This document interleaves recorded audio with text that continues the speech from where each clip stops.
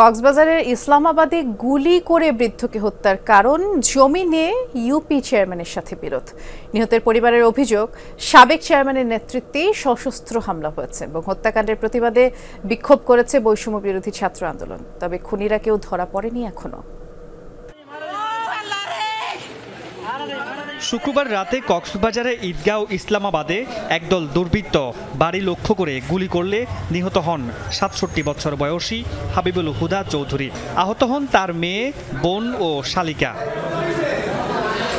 নিহতের পরিবারের অভিযোগ, আওয়ামী লীগ নেতা ও স্থানীয় ইউনিয়ন পরিষদের সাবেক চেয়ারম্যান আব্দুর রাজ্জাকের সঙ্গে জমির মালিকানা নিয়ে তাদের দীর্ঘদিনের বিরোধ।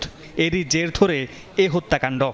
পরে নিয়মিত হামলা, এরপর যখন রাজাককে গ্রেফতার করে তো ওরা দোষারোপ করে যে ব্যাপারটা আমি করছি।